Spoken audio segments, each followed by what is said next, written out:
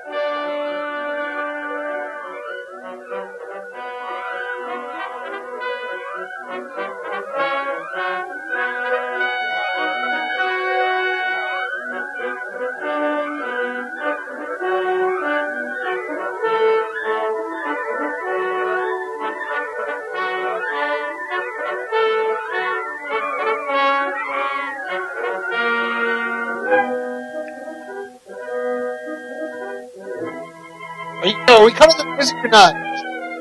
Are we cutting this music? I'm fucking terrible at this right now. Alright, damn. Shit. I'm fucking in a bad mood. Can we just cut this fucking music? Alright, that's Matt Roth. That's Derek. I have to throw in the Rick Rude there. This is the Untethered MMA show on FightFans Radio. We'll get right into the intro stuff here. If you want to call into the show, 410-988-6525. You can reach me on Twitter at It's Mike Fagan. You can reach Derek at FightLinkerSubo. You can reach Matt Roth at MattRoth512. Before we start, actually, I'm talking to John Snowden on Derek, what's the dude from FightLinker's name? Riot Harkness. All right. With that out of the way, there was a little bit of news today, boys, and I think Derek and I are on the defending John Jones side, so I'll let Matt Roth go first since he came in right as the show was about to go live, and sounds like he's pretty upset. Matt, if you hang up right after this rant, you're fired. Just so you know. All right, here's the thing, and I'm gonna try and not lose my mind completely, but there's a lot of people who spend a ton of money going out to cover this fight. I mean, you have the fans who buy tickets, and the tickets to the fights, they're refundable to Ticketmaster. Whatever, the UFC has to eat that cost, and so does the Mandalay Bay. That's fine, whatever. Then you have the hotel, but you also have like your hotel costs and your airline costs. Guess what? I fall into that category. I don't get paid by Bleacher Report to go out to these fucking events to pay, and on like an all expensive paid trip. I cover myself. So I fall into the category of these fans. I'm the fan who's paying for stuff to go to cover these fights. I do it at my own expense. So yes, Dana White is correct in saying that John Jones completely fucked the undercard fighters. What about a guy like John Lineker who is broke? He's living paycheck to fucking paycheck. What about a guy like Charlie Brenneman who said, he joked on Twitter, but he's fucking correct in saying, hey dude, my rent is due on the 1st, mail me a check. You know what? My fucking rent is due too. I'm out $700. I have 700 reasons to be pissed at John Jones right now. I have 700 of them. And I can't fucking mention them all because I'm going to be really fucking aggravated doing it. John Jones is a fucking asshole. And you know what? Yeah, I get it. Taking a fight on short notice probably sucks. And yeah, there's a lot of risk in taking a fight that you could potentially lose. That's called being a fucking fighter. Part of your job is there's always an opportunity and a chance that you will lose your fucking fight. Chael Sonnen is a middleweight. He's going up to fucking light heavyweight. He's having a fucking short camp too, guy. It's not like, Chael Sonnen has this full 80 days to prepare for John Jones and game plan. Chael Sonnen has fucking the same amount of time, dude. And to say that it doesn't make business expense, it doesn't make business sense? Are you fucking kidding? I'm gonna be maybe a little off here, but I'll say that, you know what? Maybe there's probably about 10 million reasons to take the fight with Chael Sonnen. I would probably be right to say that the pay-per-view would do better with Chael Sonnen on a fucking 10-day marketing push than it would have with Dan Henderson. And you're going to say that there's no fucking reason to take the fight? And it doesn't make sense for you? And it doesn't fucking make sense? And that you have too much to lose? You know what you have to lose right now? You look like a bitch.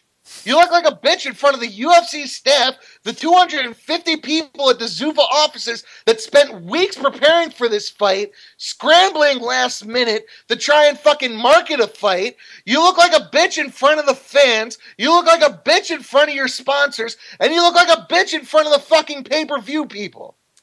So yeah, you know what? It would be a bad business decision, Greg Jackson. It would be a bad decision to not take this fight. And by advising your fighter to not take the fight, you've completely buried him. Go fuck yourself, John Jones. And fuck you guys if you think that this makes sense and it's actually a really good thing. This sucks. This is a terrible fucking day for MMA. This isn't a good thing. Oh, ha, ha, ha. John Jones, go out and get some fans. I've been snarky on Twitter, man. I get it. I've been snarky on Twitter. I've been making jokes all day. It sucks for MMA right now. This is the worst day for MMA right now. I don't think anybody realizes that. And everybody's just making jokes. Go fuck yourself. I'm done. Why are you laughing? Because that was a hilarious rant. I'm sorry you're out the money. Like, that's not cool. And it's not cool for the undercard fighters either. But the sport's still legal.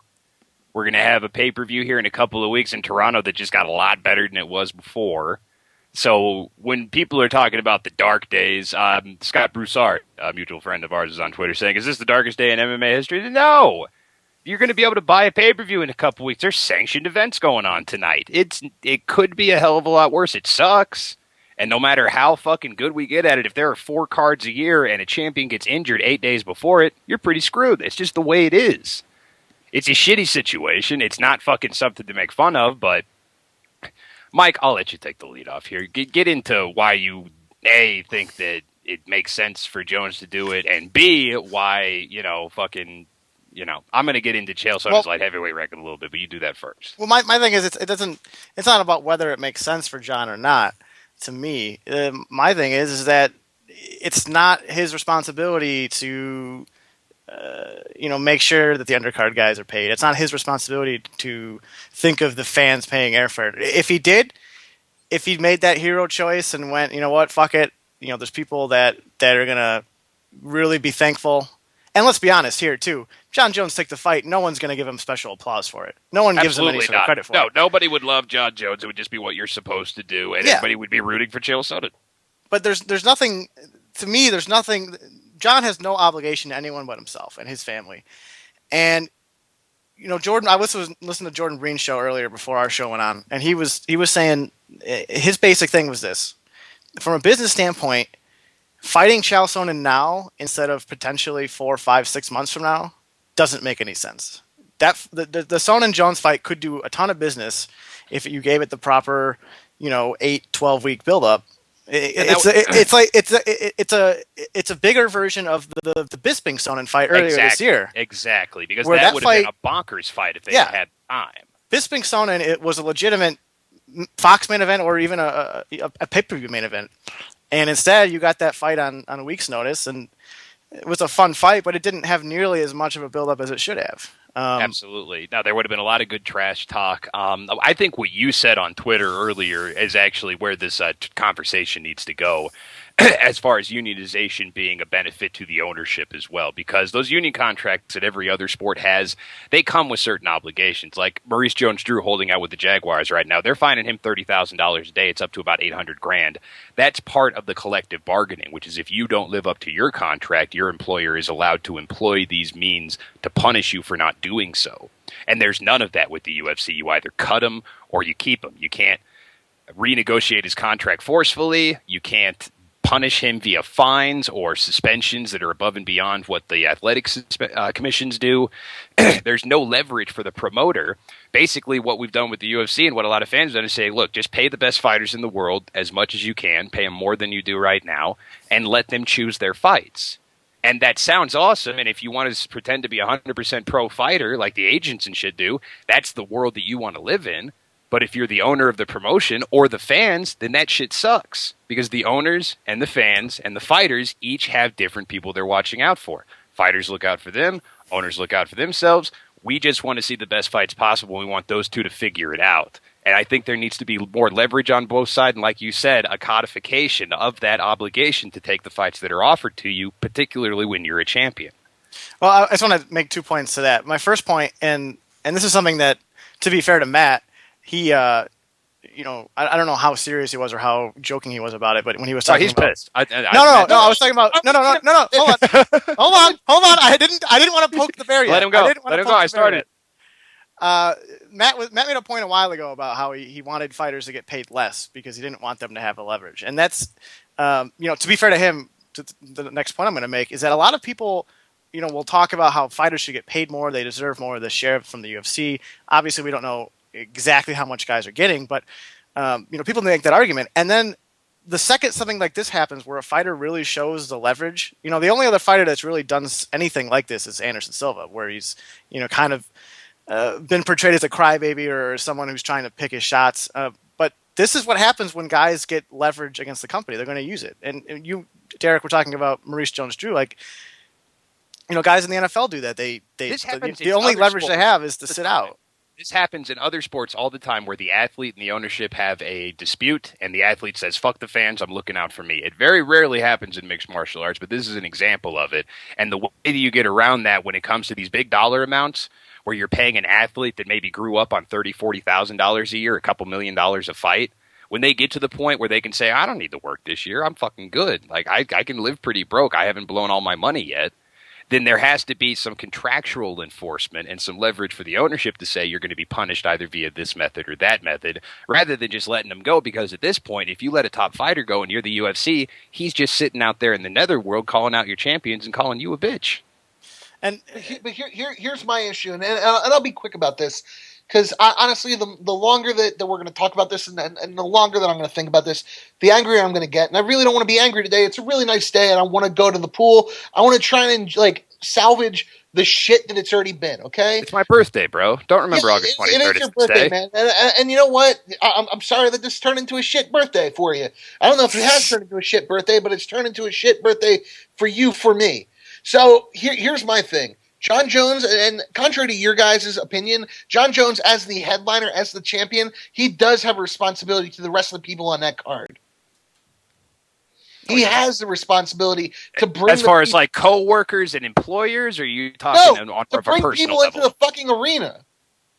He But has this sort of thing. It's true. Somebody did it for him. I don't remember what card the Andre Guzmão fight was on, but somebody was headlining it, and they brought the people into the arena to see John Jones fight and get him his pay on the fucking undercard. Like, he didn't earn that. No, he didn't put any asses in the seat that night, but he still got paid. It's John's responsibility, correct? Do we agree with that? That it's John's responsibility as the main event to bring people into the arena? I'd say as a champion, yeah, you got to sell the fight and you got to do the fight. I would say that is a responsibility, yeah. Okay, so the first thing is you have guys. I mean, yeah, you know what? Danny Castillo is joking on Twitter saying, "Hey, can anybody loan me $50?" It's a funny joke. I get it. It's a funny tweet. He's being serious though. Okay, like Charlie Brennan saying, "Hey, dude, can you mail me my rent check? My rent's due on the 1st." He's joking on Twitter. We're going to have some faith in Dana White on this, or at least I am. But on the conference call, he was asked about these guys and whether or not the fights would simply be removed and kept intact and placed on other cards, or what would happen. And he simply said, we'll take care of it. So I imagine those fighters who are going to be out financially because of the cancellation of this card will be able to rely on Zuffa in order to get through. And if they're not, they should be. The UFC, though, isn't a fucking piggy bank. That's not a charity their responsibility, man. But you remember, if you remember they'll be put on other cards. The next UFC card, just so you know, it's on the 22nd of September. All right. But hold on. That were like that went into a training camp and paid for a training camp. Joe Lozon actually broke it down. He said, after a training camp, when I'm paid for corners and food and training partners and flown people in, I'm out about 20 grand. Those guys are out that money, dude. Like, John Jones fucked everyone. And I really quickly wanted to say, Mike, before you go, Zuffa has shown this proclivity before. When that one guy sprained his foot 5 minutes before the fight, they paid both guys. When Philippe Novaire had his seizure, they paid both guys. That's one guy. Dude, Zuffa's already lost millions on this card. Paying another $400,000 out in their guaranteed pay to these guys is not that big a hit to what they've already done with the posters and the site fees and everything else that they've already blown on this card that's 8 days away. And the thing that I'm a little kind of fuzzy about here, Matt, with your logic, is that you say that it's John Jones' responsibility to make sure this card went on as planned, but it's not Zuffa's responsibility to put on the show. Like, that's what I don't understand. Like, they're the ones that put on a show that really relied on one guy being able to fight. What if John Jones got hurt and they couldn't find an opponent for Dan, or Dan didn't want to take another shot and wanted to wait for John, and they had to cancel it then? Then it would have been Dan Henderson's responsibility. If your main event on a card like this, yes, it wasn't a fucking deep card, but on a card like this, if one of the headliners is given a chance, given an opportunity to save the event, and he says, "Oh, you know what? Fuck it. I don't need to fight this month. I could fight next month and still make the same amount of money." He's an asshole. Like, he doesn't have anything. He doesn't have anything to lose. I don't know anybody. Face in front of the fans. But who's arguing that he's face in front of the fans? That's the only thing that happens to him. Fans get pissed at John Jones. Media gets pissed at John Jones. That's the only thing that happens to John Jones. Nobody's saying he's not an asshole, Matt. Nobody's saying that it's like a. You saw he's an asshole. Yeah, but that's nobody. The only thing that happens to him.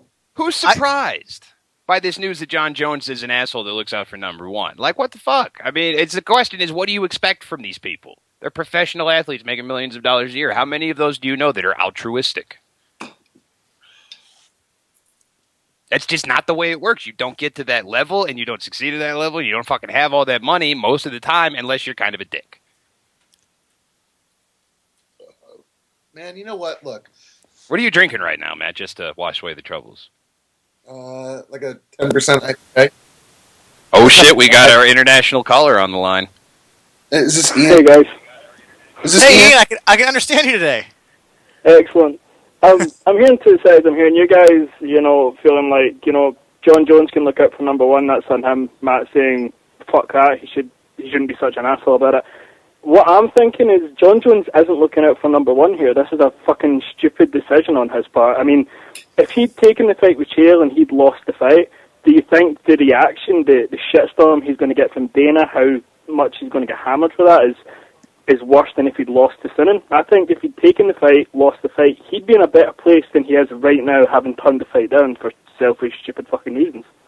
Well, that was actually one of that was the one thing that I was talking about before the show went on. The one thing that might hurt John the most is that this backlash, that especially with Dana White going on a full smear campaign, that this backlash with the fans may end up hurting him in the long run. But it's like Roth said, though. Like, what is the backlash to John Jones? Are people going to boycott his fights going forward? I don't fucking think so. Like, what does it hurt his bottom line, or, I mean, his quote-unquote prestige? Sure, people are going to dump on him in the forums, but as long as he's cranking out pay-per-view buys, the fuck does he care? Well, and it's you just have to look. Pissed off the fans. It's that he pissed off Dana. That's what's going to hurt him in the long run, because Dana's a vindictive bastard.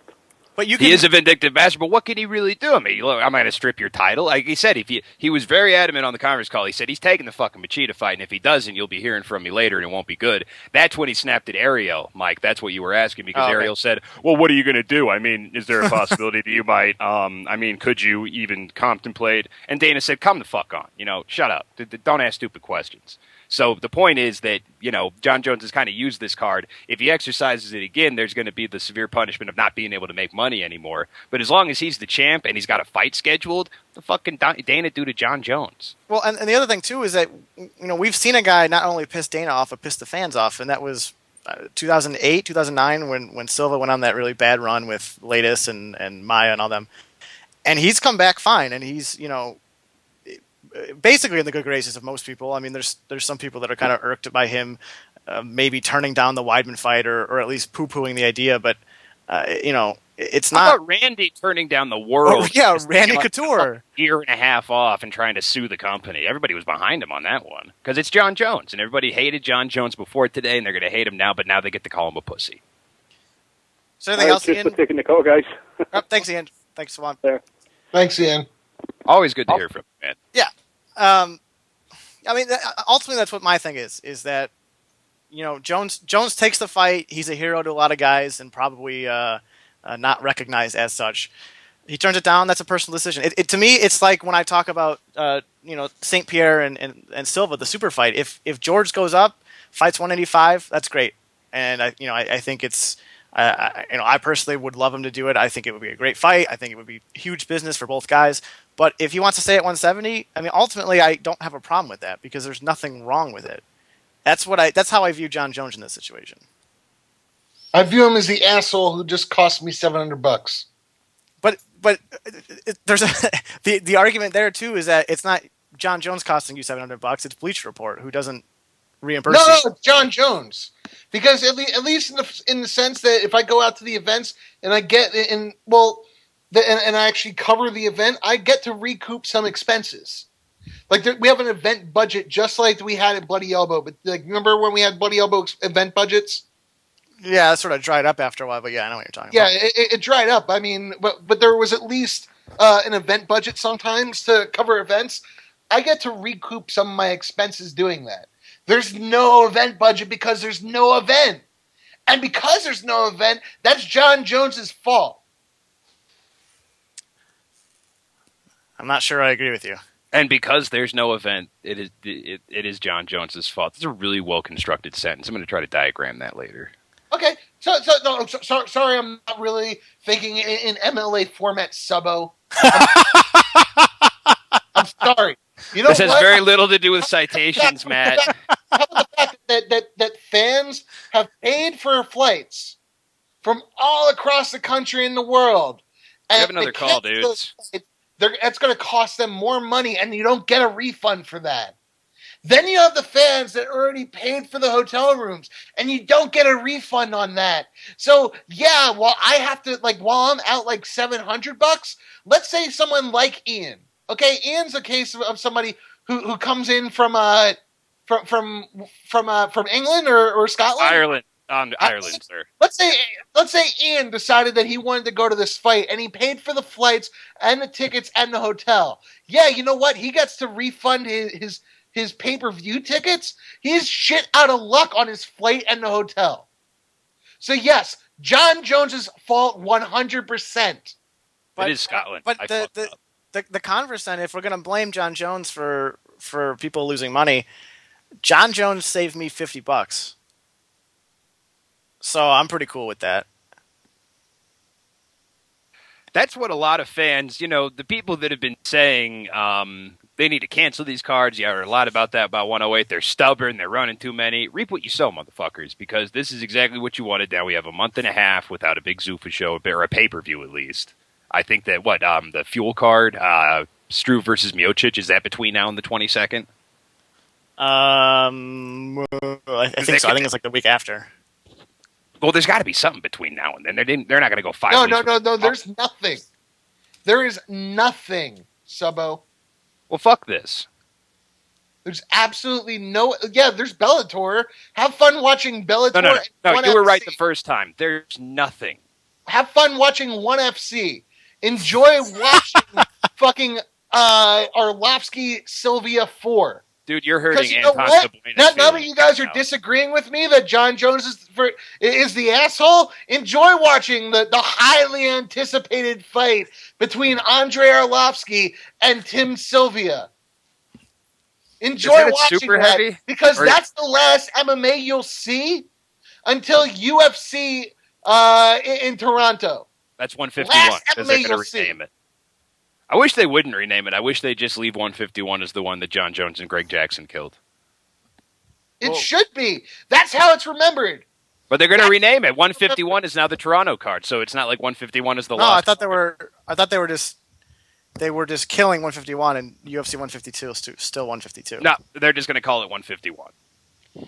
That's in contrast to what Brent Brookhouse tweeted earlier. This is horseshit because I believe I don't know if you saw something else. that is the case that they will rename it. I think that Dana said it in the conference call. I did listen to it after the fact. But I don't think they're going to leave it as the lost event. I think they're going to rename the Toronto shows 151. Oh, well, we got Gino saying that you're right. So, if you want to believe him. Boom. I guess Sonen's on SportsCenter right now, so I'm going to try to turn my TV on. Damn, you know what? They're going to use this to try to put over Sonnen as big as they can. And if they have him fight Forrest next, then that's a winnable fight. You can put that on TV and then have him call out Jones. They probably want Sonnen to fight Jones. That's what this really reveals, which I think is stupid. Why do fucking guys that lose title fights automatically be in the contention for a title fight at a higher weight class their next fight? First Nick Diaz, now Chael Sonnen. It's bullshit. Nobody's talking about Edgar going up to 170 to fight Silva. Well, the best thing about this, too, is that I had a friend... what fucking SportsCenter is this on? I had a friend who's got a big party plan for that weekend, and I was able to watch the fight at his house, but I really didn't want it to split time. So for me, this is a great thing. All right, All right, from what we're hearing now from Ian, who just called in, Dana did say it in the call, and I heard it correctly. And then the quote from the press release looks like they've changed it, and they are going to rename it 152. They're going to keep 151 as the one they killed, so I'm kind of happy about that. It's the way to do it. Well, it doesn't make sense for them to rename it. I mean, they've already there had to have been some promotional stuff done for 152 already. It just doesn't make sense for them to create that confusion unnecessarily. Luke Thomas said that Chow was on SportsCenter right now, but according to my thingamajig here, there's Sports Nation and Little League World Series on. So, I had a quick thing also about the naming, because I got an email in Portuguese today from the UFC, which I very rarely do, but it was advertising Aldo versus. How do you get emails from the UFC? In Portuguese, man. It's fucking news@ufc.com. They're like press releases. It's nothing. It's fucking nothing. But it was in Portuguese, which was new, and it announced Aldo versus Coke as UFC Rio 3. Is that what they're calling those cards now, even if they're on pay-per-view? They're not part of the numbering scheme? I guess, man. I don't know. all right. It's in Portuguese. I don't speak Portuguese. No, it says UFC Rio 3. You can fucking read that part. Dude, it's Portuguese. Portuguesa. Portuguese, obrigado. So Look. hold on. This guy tweeted at me, MMA Porn 1. He said, "Have you guys lost your minds? Try to pull the show together. Sounding really pathetic. Relax, breathe." That guy can go fuck himself. Yo, Yes, he MMA can. Porn 1, guess what, man? You can eat a dick. I don't give a shit. I don't give a shit who you are. You can eat a dick. Hashtag equality. Well, he's only got 25 followers, so Stefan Bonner. Hashtag, Hey, I'm- don't do that Dr. Johnny Benjamin bullshit where you fucking Well, look at his he numbers and see if it clearly- counts. His opinion isn't worth it. No. Johnny Benjamin won't talk to him. Fucked up, Stefan too. Bonner won't fight him. Hey, I'm at 500 now. I actually just hit 500, so get at me, Johnny Benjamin, you fucking idiot. Can we talk about legitimate rape? Not yet. That was going to be our whole show today, but John Jones legitimately raped that topic. Hello. You are correct, sir. At least I got Matt Roth laughing. That's all I wanted to do today. So Matt, this is another issue that I kind of was bringing up on Twitter, and I don't know who you heard the news from first or where you got it from, but can you explain to me why you and other media people didn't report it last night or in the interim today? Because it seemed like everyone knew the story, but no one was willing to go out and say anything. There was one guy, I think, from it was MMA Weekly, I think, who said that Dan had hurt his leg, but that was probably as much as I had read about it. All right, so last night, Dan hurt for what it's worth. Dan Henderson injured himself about 3 weeks ago. Is this a partial MCL tear, or was it just a bad sprain? Because he says he's not going to get surgery and rehab it, but that doesn't necessarily mean it wasn't a tear. I don't know 3 weeks ago what it was, but 3 weeks ago he aggravated his knee. Okay, so you don't know if it's a tear. Well, No, Matt, but I'll tell you the it's timeline that we know. What I'm trying to explain is the timeline that we know. About 3 weeks ago, he injured his knee. And he saw some specialists, and he was going to fight through it. There was no big deal. This week, he got in sparring, like the last week of sparring before the event. He got he got injured by one of his training partners who was throwing him, and he blew out, and he got the MCL tear. A lot of people knew about the injury that happened 3 weeks ago, but due to the fact that nobody was speaking on the record, and yeah, you know what, like, Mike, you know this, like, when you can't actually, when you can't get people to speak on the record, you're kind of fucked.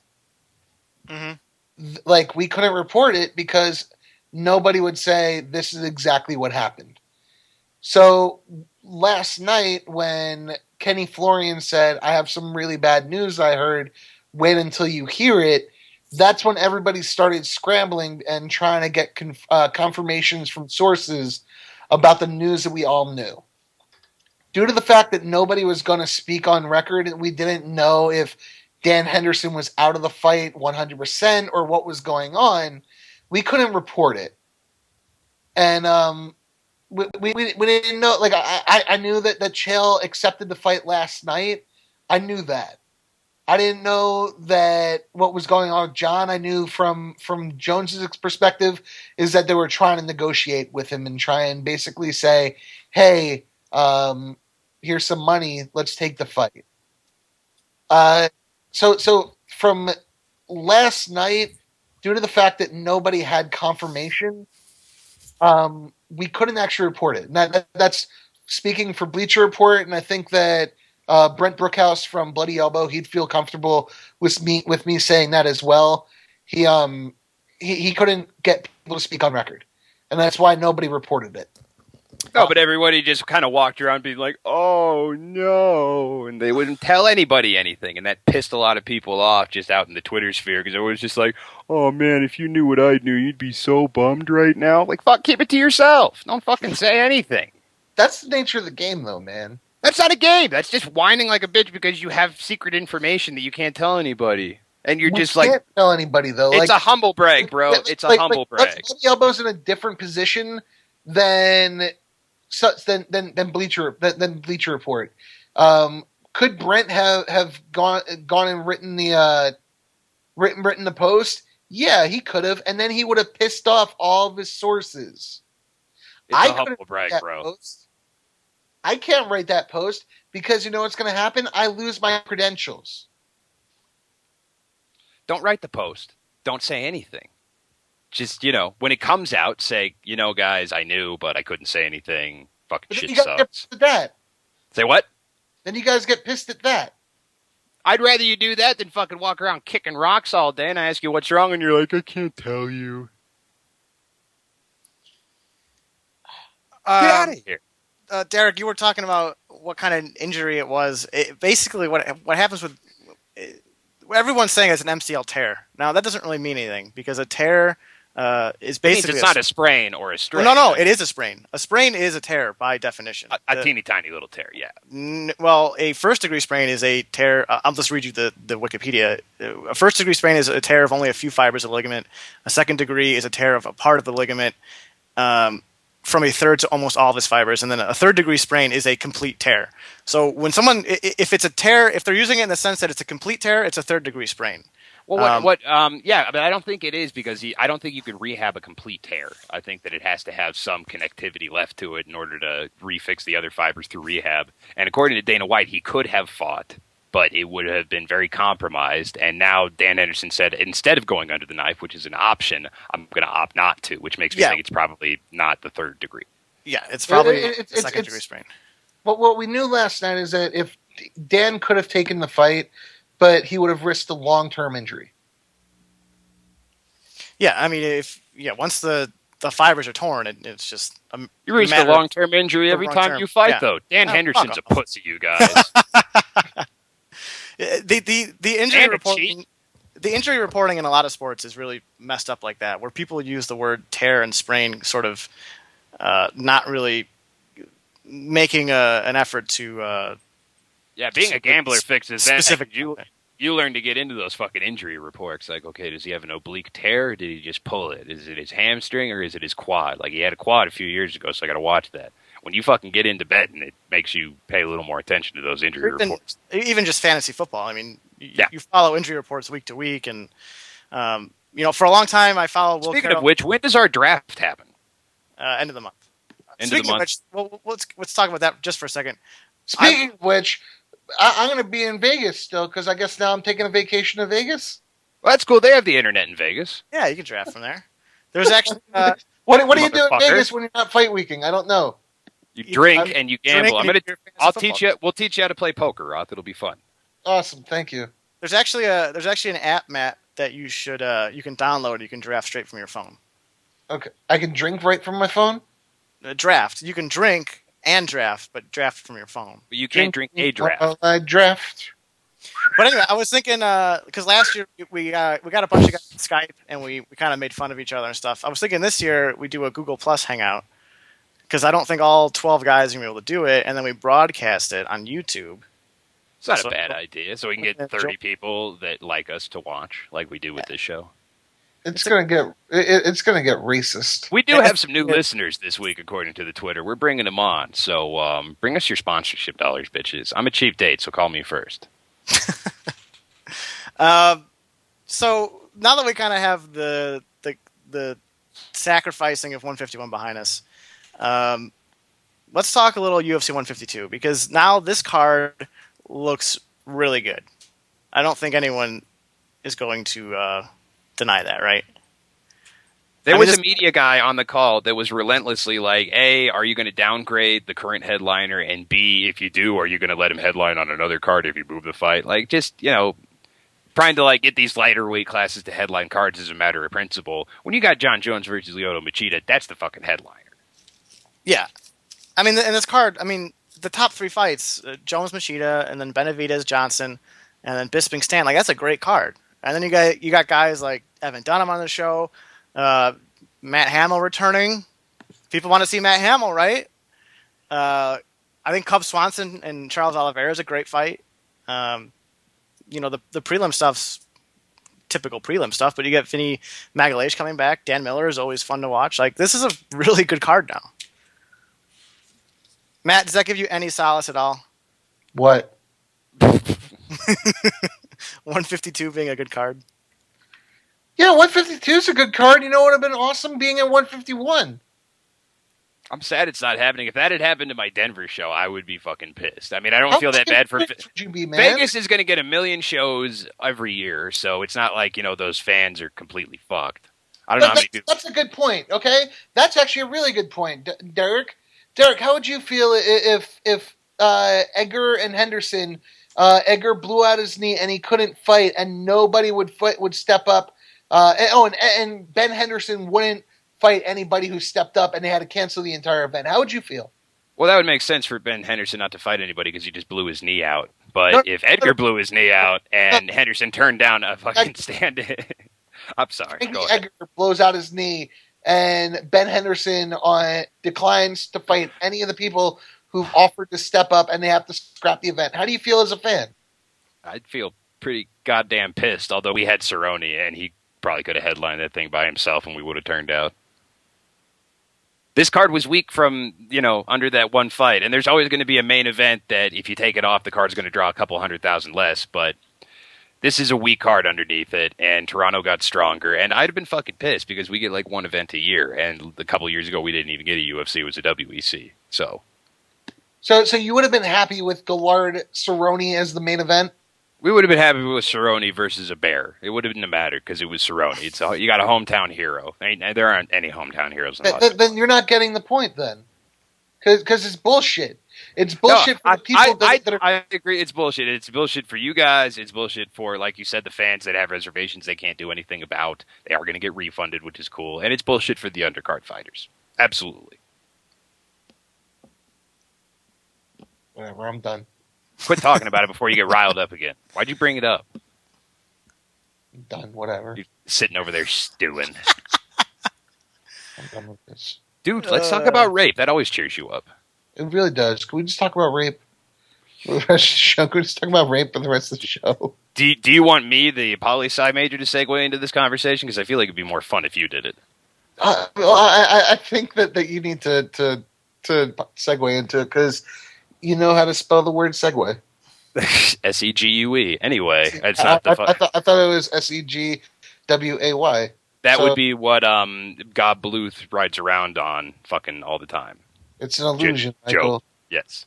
It's an illusion, Michael. You don't have time for my illusions, Dad.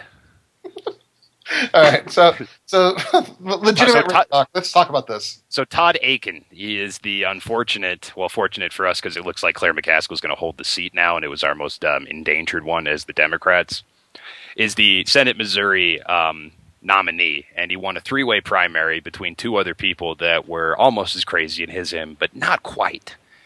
Aiken's been a longtime representative, like 100% from all the right-wing groups, and is one of the people that supports the current Republican Party's platform that they're going to ratify at their convention next week, that abortion should be illegal in all cases, including rape. So Aiken, when asked about this on a talk show, said, well, a doctor told me that in the case of a legitimate rape, the woman's body has a way of preventing pregnancy, shutting things down, was the phrase that he used. So essentially, the argument is, well, you know, you feel bad for rape victims that get pregnant. You don't have to, because if she really didn't want it, and it's an actual rape and not one of those, oh, I regret it rapes that apparently happen all the time to these people, then she wouldn't have gotten pregnant. Here's my thing. If women have secretions, okay? Is that your code word for baby? Let's get Dr. Johnny Benjamin on the line. Can we call him? Ask him where babies come from. No, but seriously, if women have secretions that can prevent babies, but they only happen during legitimate rape, are you saying that the best form of birth control is raping a woman? Like, that's my best chance to never have kids. I just have to become a serial rapist. Well, my follow-up question would be, rapist is what he's saying. What if it's incest, but it's consensual, like they both want it? Is an abortion not cool because it's not a legitimate rape because it was consensual? So you're going to let them have their little freak the crazy thing. Red baby? Here's the crazy thing. I'm not Christian, so I don't throw myself in. Yes, I'm a conservative, but I don't throw myself in with the right-wing Christian coalition. Well, no, you're a Jew. How could you? Right. The right-wing Christian coalition believes that a woman can get pregnant without having sex, but they can't get pregnant by having sex. And I don't think his argument was so much secretions. They have this belief that biologically, I don't know, maybe the fallopian tubes close shut, or Gandalf shows up in there and says, "You shall not pass." I don't know what the fuck they think. But it's all this way to just wiggle around abortion is okay sometimes because there's a hardcore 15-20% of this country that's retarded that believes that life begins at conception and at that point they're entitled to all the rights and fuck the mother. It doesn't matter if she's going to die. The baby has rights too that supersede that. And when you try to encompass that into a worldview that you explain to other people who aren't in your cohort, you sound like a fucking monster. And that's what happened to Todd Aiken. The fact that he's running against Claire McCaskill, who won back in 2006, which was a wave election year for the Democrats. Missouri's probably going to go to Romney, which is weird because it was legal to shoot Mormons in Missouri like 50 years ago. It should always be illegal to shoot Mormons, though. Missouri hated them. They had a law on the books that said it was okay for a while. I believe that Missouri is where they think the Garden of Eden was, so they were always fucking around in that area. Wait, are you serious? That's really where they think it happened? I think so. Jesus came to Utah. I think the Garden of Eden. The Garden of Eden couldn't have been in Utah. If you've ever driven through Utah on the way to Vegas coming from Colorado, then you realize what a powerful faith it takes to think that that fucking hellish moonscape is the chosen land of God. Yeah, I know Mormons do think that there's some sort of providence in America. I think it's in... Yeah, this is a good point made by Sergio on Twitter. Matt, don't go around raping girls just because you think they can't get pregnant, okay? Like, they can't get pregnant. It's not the best form of birth control, buddy. I don't have to buy condoms anymore. I don't have to. I just have to rape girls.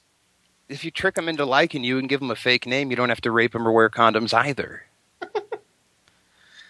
So yeah, Derek, the Mormons believed that in Western or in Upper Missouri, it's a little unclear. Somewhere in Missouri, that the Garden of Eden was in North America. That's what I thought. Yay, I nailed it. All right. That's insane, by the way. It is insane. It's crazy. And the fact that he hasn't been asked about it at all, like Pastor Rick Warren, who did that big fucking faith thing with McCain and Obama and the vice presidential candidates in 2008, canceled it this year because otherwise it's Mitt Romney talking about being a Mormon for 40 minutes. And nobody wants that if you want him elected. I need to interject here, gentlemen. Luke Thomas on Twitter pointed out the UFC but they released a press release about the announcement. I'll just read his few tweets here. By the way, there's something misleading in the UFC's press release. Release refers to $500,000 of purse money of undercard fighters that, quote, Jones and Greg Jackson stole from them, unquote. Under Nevada Commission 467.259, the UFC seems to be obligated to reimburse all of those fighters under their bound agreements if Zuffa doesn't use them in the Toronto event. And then in parentheses, he puts, quote, the next program staged by the promoter, unquote. So beautiful, and that may be a law, but I doubt we'll see any struggle against that from Zuffa. They'll probably do it and say fuck John Jones because they're full on, they're dumping on him right now. So here's the thing, because I got the press release too. These are all quotes from the conference call today. Yeah, like it's not what's called it's not in hindsight. This is what it is. This is like Dana White being super fired up and saying what he said. But basically, Dana's entire thing is basically what I said in the beginning of the call is that Tito never bailed on a fight. That's really what it comes down to. Like, Tito was a fucking pain in the ass. And Tito never bailed on the fight. And, Zuffa really is out badly on this. Like, yeah, like Mike, kind of going back to it, I'm sorry to keep looping back. Mike cost is minimal. Like, they still have to pay pay-per-view distributors. They have to pay a huge fine to them. They have to pay they have to pay TV networks. What about Mandalay Bay? They can't get that place filled on 8 days' notice. Yeah, but Mandalay Bay, but they also owe Mandalay Bay money now. Exactly. That's what I'm saying. Like, you have site fees, you have arenas, you have promotional tools, you have space you've rented, all kinds of shit. Like, all the television ads and all the billboards. And they bought a ton of billboards. They had them in Times Square, New York, which not really cheap advertising real estate. Yes, this having this cancellation has ended up costing the company a ton of money, like an absolute ton of money. And yeah, I'm sure that $500,000 or whatever it's going to be isn't that big of a deal, and they can just make that up and pay fighters, and that's whatever. But like, those fighters are still out on their sponsorship money. And as we know, and as everybody likes talking about on forums and whatever, is that fighters don't really make a ton of money. Like, the majority of their money is made on sponsorship. Especially on pay-per-views. That's why it's going to be interesting to see if these fights are put on some, TV card, undercard, or Facebook prelim somewhere, or if they will be where they should be. Like, that sucks for those fighters. Like, yes, it does. You're not getting paid by your sponsors because this event got canceled. And yeah, Erica, I understand that we disagree with each other and you think that the UFC, if they didn't want to cancel the card, should have made it deeper. But just like, some boxing events now, they're trying to feature John Jones and build John Jones up. If he's not, if he's not going to fight, that, like, he's tanking the card, and that's really what it comes down to. They're trying to build John Jones up, and he's tanking the card. It is on him. It's 100% his responsibility, and it's his problem for doing that. See, I vehemently disagree with you, because to me, this is all on Zuffa. Not all of it, but the majority of it, because they can either make and we've seen this the last couple of years. They've been going to this model more with the biggest stars, where they have like a real huge main event and they have a pretty weak undercard, and I have no problem with that. But when you become reliant on it, you're going to get into situations where one of the guys in the main event pulls out for whatever reason, and you might have to, cancel a show. That's what it happens in boxing all the time. When, most boxing shows are put together where it's, the big one fight that you're using as a draw, and then, a couple whatever guys in the undercard. If they want to protect themselves against that, they can go back to kind of stacking cards as much as possible, not putting on 13, 14 pay-per-views a year. Again, if John Jones wants to take the Sonnen fight, if he wants to, put the team on his back and help everyone out, that's great. But I don't think he's any obligation. I don't think he has any responsibility for turning the fight down. I'm not saying it's a good or bad decision for him. It may end up being a bad decision for him in the long run, but I don't think the decision by itself is wrong or unethical or not moral. He's completely wrong. It was his responsibility. Asshole.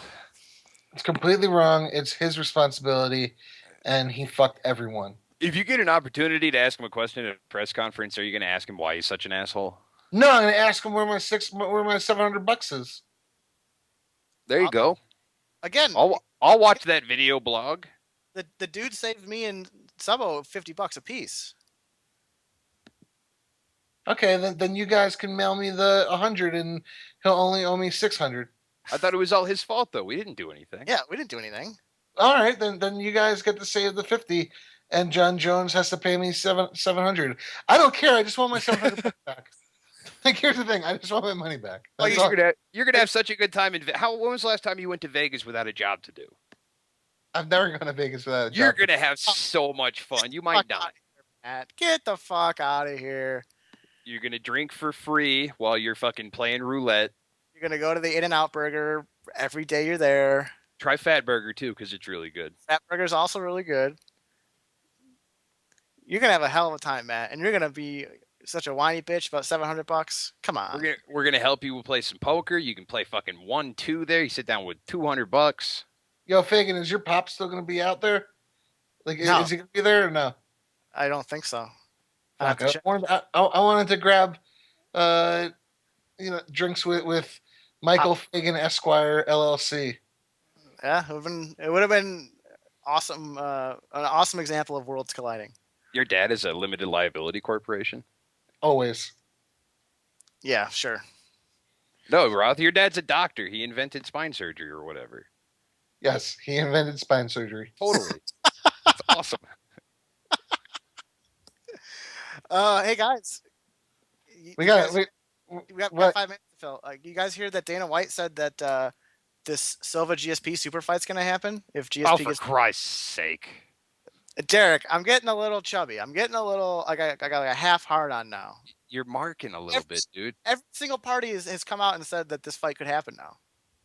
Well, then it's totally going to happen. Well, no, Condit's going to beat GSP. It's going to get fucked. It's going to be the fucking Pacquiao Bradley 2. Weidman Silva. Quit fucking ducking, Andy. Get out of here with this Weidman bullshit. Weidman. Wait. Weidman offered to fight John Jones. Weidman said, I'll do it. Yeah, Chris Weidman is like the Incredible Hulk. He's just the strongest there is. Yeah, we didn't talk about the fact that Chael Sonnen and Chris Weidman are total badasses. Wait a minute. Is the Thing stronger than the Hulk, or is the Hulk stronger than the Thing? No, the Hulk's stronger than the Hulk is the strongest there is. Stronger than Juggernaut?